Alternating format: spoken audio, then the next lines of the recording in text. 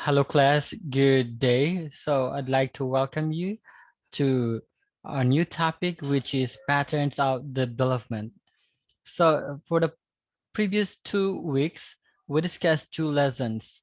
First is text as connected discourse, and the second one was selecting and organizing information.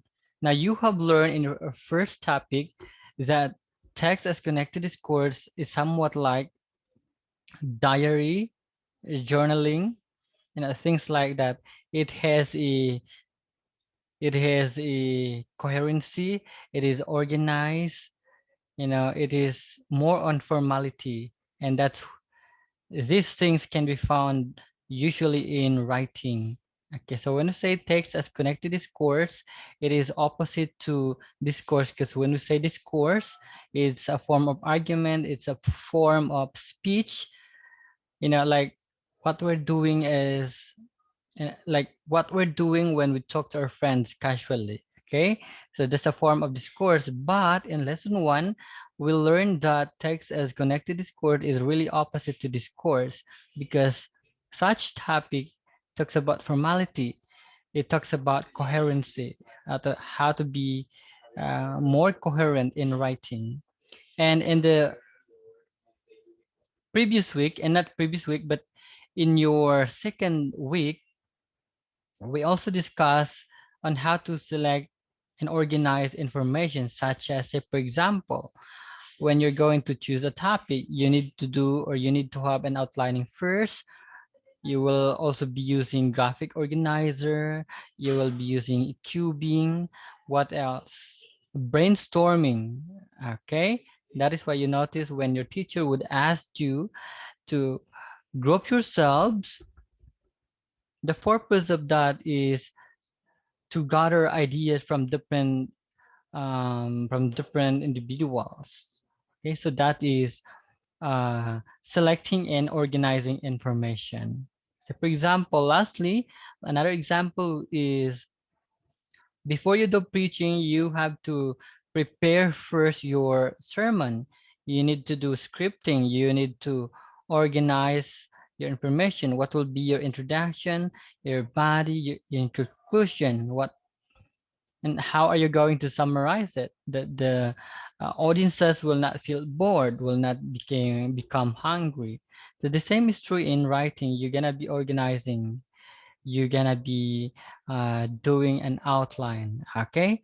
Now here, let's jump into the next topic, which is patterns of development.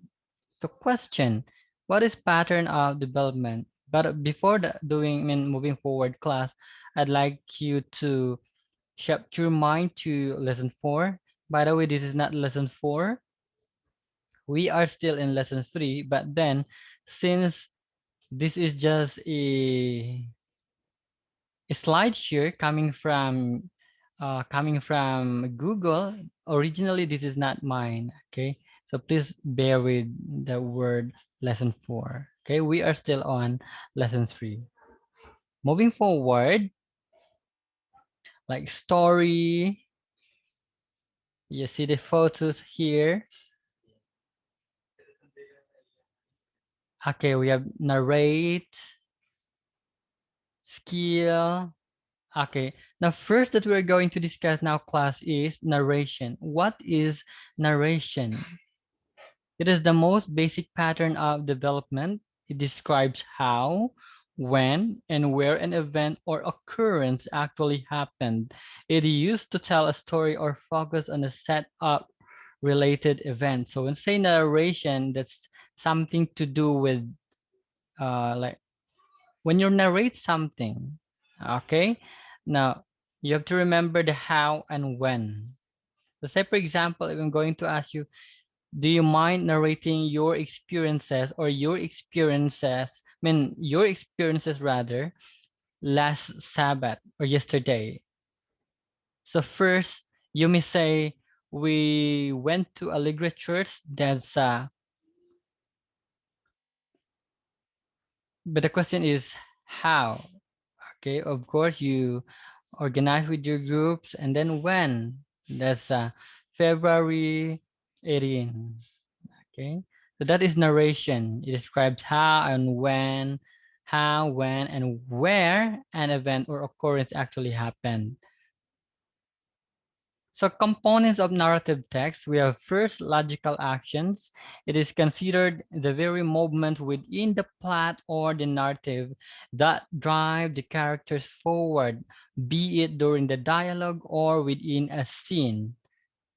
Okay. So example,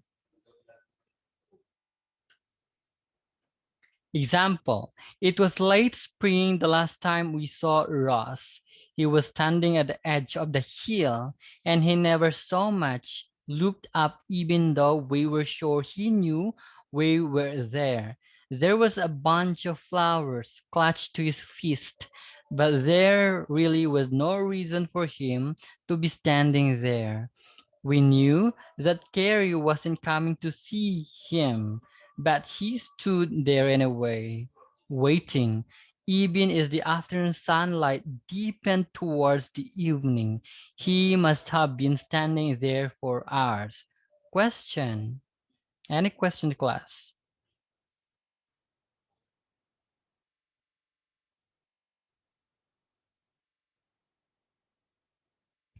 Okay, now going back to its definition, it is considered logical actions. It is considered the very movements within the plot or the narrative that drive the characters forward, be it during the dialogue or within a scene. Now, take note logical actions. Notice that in the given example, there were dialogues. Okay, there were characters here. And then upon reading this, you could really feel of what's going on, of what had happened in the story. And that's what we call logical actions. Second, way of narration. It refers to how the writer presents the story. It includes the pace by which scenes are given out. So for example, having natural progression of time to the events of the story makes a good writing. Thank you so much, class, for listening. I really appreciate you. Okay. So what is your way of narration? Say, for example, if you will be asked by myself, if I'm going to ask you something, how do you answer? How do you narrate? Yeah, from the word way. Next is clip narration. He came and talked to us. Then he left the house and then he drove the car back home. What have you noticed, class? So when you say clip, it is being clipped. Something is lacking. Okay, something is lacking. You notice that when you ask something, when you ask somebody of something that you wanted to know, when the answer is not complete, you will feel what? You will feel you'll feel incomplete because what you wanted to know is a complete detail and not a hanging one. In narration, also class, we have what we call clipped. Okay, clipped. It's hanging. Second, next is the paced narration. What is paced narration? He came and talked to us for a few moments. He seemed upset, but he managed to get through all the bad news. Shaking our hands before he left the house, come twilight. He seemed to feel better now that he had delivered the news. He waved from the car as he pulled out of the driveway, narrowly missing the mailbox again, and drove up to return home. Paced narration, meaning to say, um, okay, if I'm going to ask you what is paced narration, huh? In your own idea. Okay, in paced narration class, this is quite interesting. So what you're going to do is you just have to search in Google or any, any site, and then write your answers in the comment section as to what phase narration is. Okay, copy? Well, thank you so much. Now, the third one is terminology. Places emphasis on the fact that concepts are critical to the narration. Example, writers must choose how to address terms and which ones they want to use in order to create an appropriate setting. Okay, so in the world of in another world of lesson, in writing actually class, there is what we call, or there are terms that we call weak words and strong words. When I say weak words, it is not the right terminology to be used within that certain paragraph or within that certain conversation. Okay, strong words mean to say these are words that are really fit for this type of conversation or for this type of writing. That is why sometimes we used to utter words that are weak or that are not strong, in which these words may cause confusion to the people who are listening to us. How about in writing class? It may do the same. Okay, it might create confusion. So the best terminology should be put always in writing. Okay. So say for example, if you're writing for a children, for a child, then use terminology that are or that is in line with the age of these children. If you're talking to a linguist like Shakespeare, then you may use terminologies that are really fit for that type of individual. So that is terminology. Next, concrete terms, words that identify things, places, and events that can be measured and observed. Terms that have physical manifestation in our world. Examples, spoon, dog, house. So these are examples of concrete terms, meaning to say you may touch them. Dog, can you touch it? Yes. Cat, house, can you touch them? Yes. Abstract terms, or these are what we call abstract nouns, things that are not or that cannot be touched. Air, can you touch it? Love, freedom, feminism, masculinism, what? Can you touch these ones? Of course you cannot because it is abstract.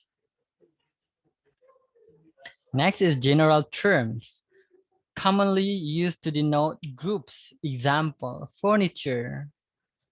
Specific terms refer to an individual. Okay, by the way, general terms commonly used to denote groups. Okay, now specific terms refer to an individual component of the group. Examples, cabinets, desks, chairs.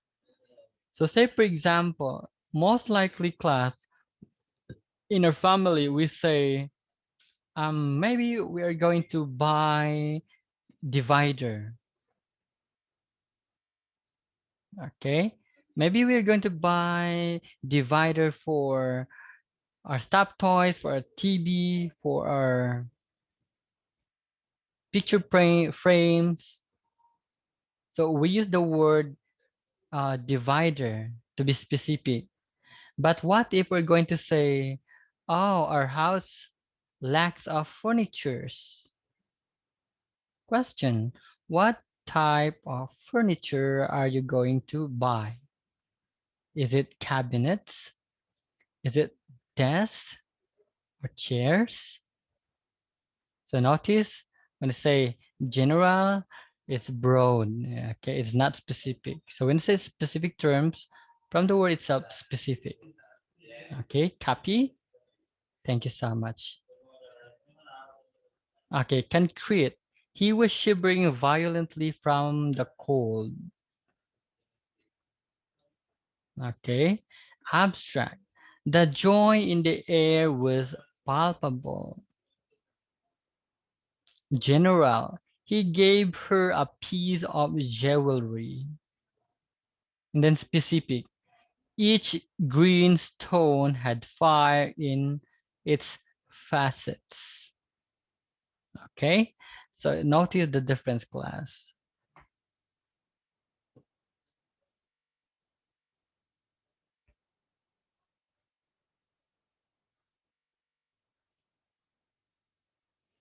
Okay. Now, detail. Next that we're going to discuss this time class is detail. We have sensory.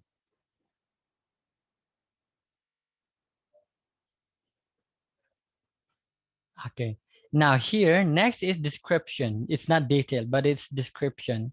So part of description class are the following. Number one, details, qualities, sensories, looks, or realistic. Okay. So when you say description or when you say descriptive essay, it describes something. And most of the time it uses what? It uses the five senses. What are the five senses? Number one, sense of touch, sense of smell, sense of sight, sense of hearing, and sense of, you get the next answer. Okay. So that is description. So what is description, class? Description is the pattern of development which goes into details about a specific object, person, or location in order to firmly set its appearance. Okay, what does it look like? What are its characteristics? That is description. For example, when you describe a person in a sentence, you may say, a tall, stocky guy went to the mall with a luxurious car. Okay, so notice from the given sentence is more an adjective. We have tall.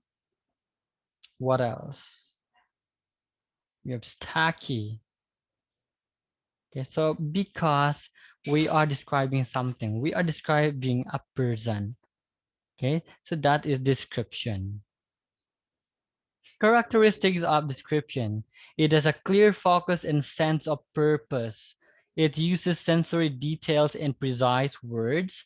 It presents details in a logical order. So that is the characteristics of description. Varieties of description. Number one, objective description. Okay, number one class is objective description. It looks into factual and scientific characteristics of what is being described as objectively as possible. Example here is the writer stays away from emotional impressions or responses. Instead, it describes the scene as it is. Okay, factual and scientific characteristics. That is number one part of the varieties of description. Example, the Acer barbatum is a small to medium size. Deciduous tree, usually ranging from 15 to 25-meter tall when mature. Its bark is light gray and smooth on younger trees, and it becomes ridged and furrowed with age. Leaves are opposite and shallowly to deeply palmately lobed, with a few blunt teeth but no serrations. The leaf cynoses are rounded, unlike those of red maple, which are sharply V-shaped. Also, the sides of terminal leaf lobes are more or less parallel, while those of red maple are widest at the base, tapering to the tip. So what have you noticed? Objective description is more on object. It focuses on object. Okay. Then number 2, subjective description. What is subjective description, class? It is a sort of description that the author would normally use to paint a picture of how he sees a character or how he wants the reader to see a character.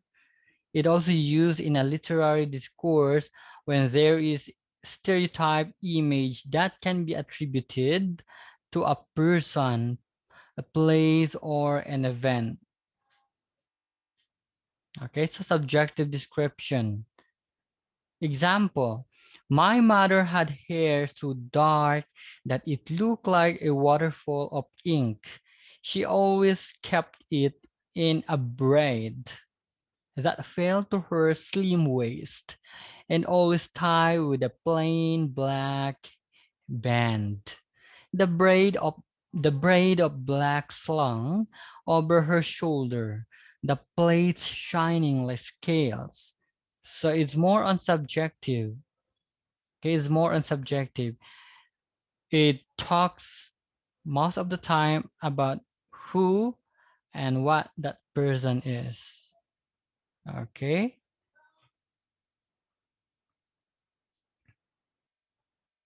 Now, what have you noticed, class? If I'm going to ask you the difference between objective description and subjective description, how are you going to answer that one, class? Okay. So you may write your answer, or you may write, yeah, you may write your answer in the comment section.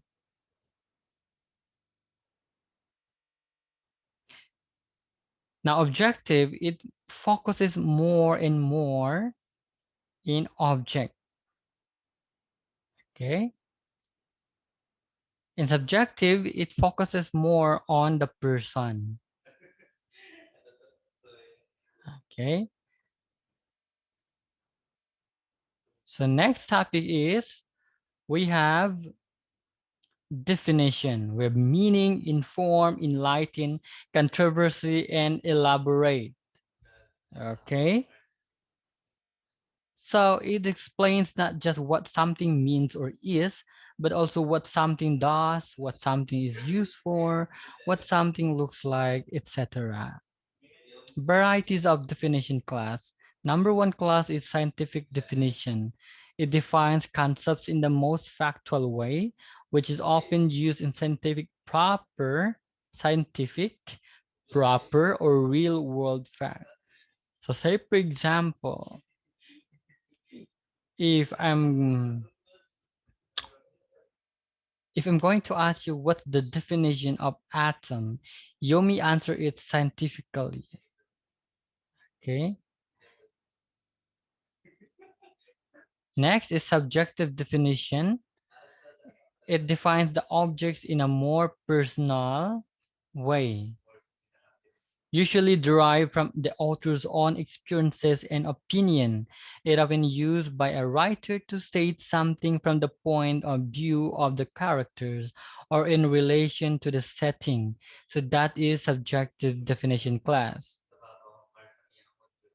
Okay, the term could be emphasized by the following. Number 1, take note of this. Characteristics of features. Number 2, function. Number 3, effect. And number 4, the origin. Take note, class, that in subjective definition, it it defines the objects in a more personal way. Okay, another key text here is derived from the author's own experiences and opinion. So say, for example, um, you will be having an outing, a Sabbath outing. But then the challenge there is you have a conflict with one of your co-members. Okay. So what you did is that you doesn't like to go or you don't like to go because you feel bad to one of your companions, and that is subjective. But when you say objective, you will go to the Sabbath or to the church where you plan to go with. That is because it is Sabbath. It is special. So that is another example. And I mean an example of a subjective definition. You define a thing based on um what type of thing is that. Okay, so signal words for definition such as is defined as, means to define, as defined, etc. Okay, now next class is classification and exemplification. So under these are category, illustration, criteria, and example. Classification divides things into groups, classes, or categories. It organizes ideas into divisions based on criteria or standards. Exemplification means it provides examples and illustrations in order to further clarify or explain the concept or subject matter. It presents the general statement and then provides specific and concrete examples to expound on the main idea.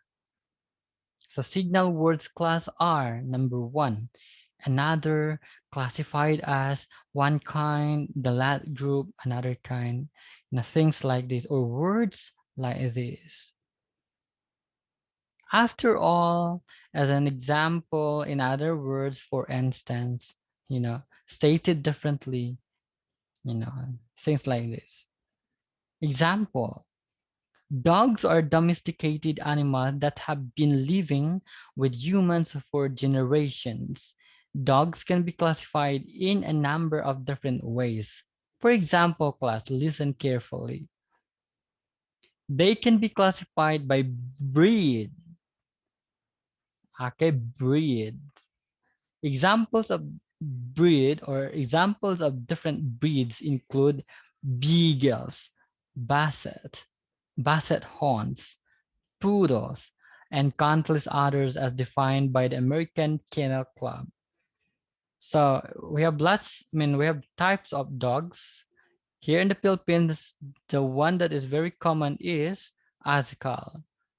Meaning to say when say Azkal, that is asong kalye. Azkal rather, that is asong kalye. Okay. What else? They can also be classified by the role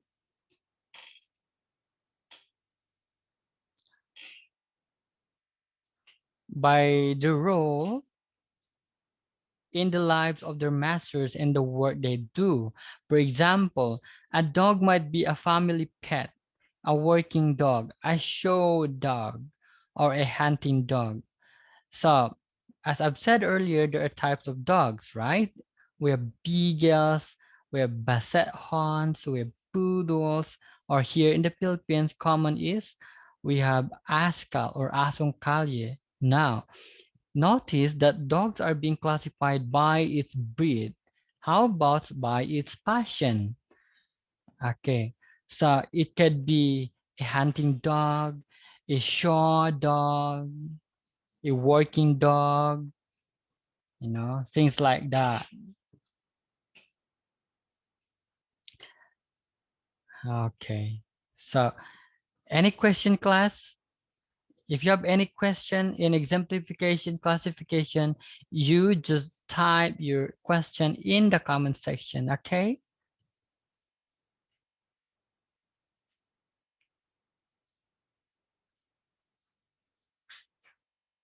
Okay, now let's go to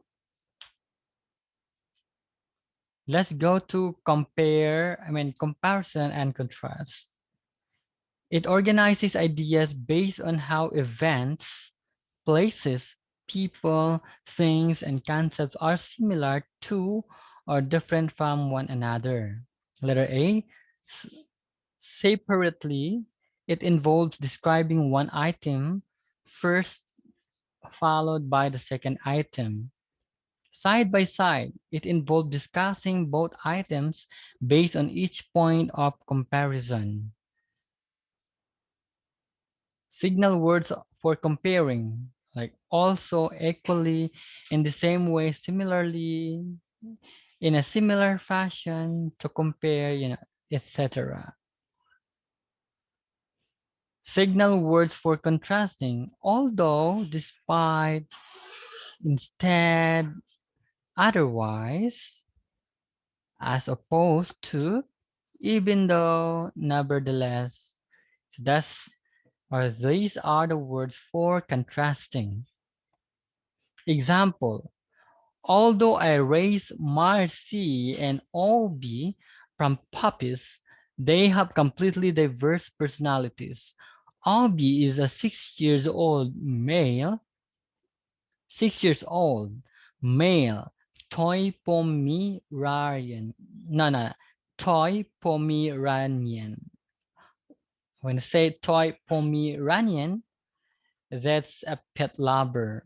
Okay. Whereas Marcy is a 1-year-old female Boston Terrier. Obi is small and soft, unlike Marcy, who has bristly hair and is much bigger. Marcy insists on sleeping on the bed under the covers every night. On the other hand, Obi will only sleep on the floor under the bed. Obi is tremendously loyal and uptight. However, Marcy is hyper and friendly to anyone she meets or sees. Around other dogs, Marcy cowers to the larger dog, yet Obi will always stand his ground, never giving up until he is scolded. Given that they were both treated the same way all their lives, it is hard to believe that they are so different in everything that they do. Okay? So that's the difference between compare and contrast. Okay. Next class is cause and effect. Cause and effect entail, explain, connection, fishbone, consequence, critical reason. Okay. So it explains why something happens or what results a particular event produces. Letter A, paragraph emphasizing cause. Letter B, paragraph emphasizing effect. Signal words for cause. The examples are as, for, as, because, being that, due to, for the reason that, in view of, something like that. Okay. So another is we have problem, solution. In answer, these things are concern, cost, and scientific. It focuses on either a problem or solution in a particular area or situation. Signal words for problem solution are number one, but, first, second, nonetheless, the problem, the solution, one reason for the, okay.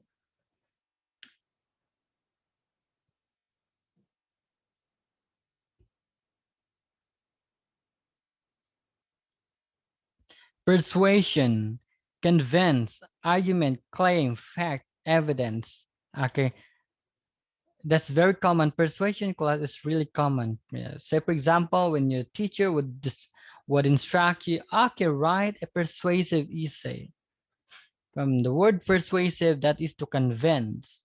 And before you may convince somebody, you need to have an argument, a strong argument. Okay? So convinces readers to agree to an argument or claim about a particular topic. So when you write, you need to be persuasive. You need to be creative in order for the readers to be persuaded about your fact, about your topic.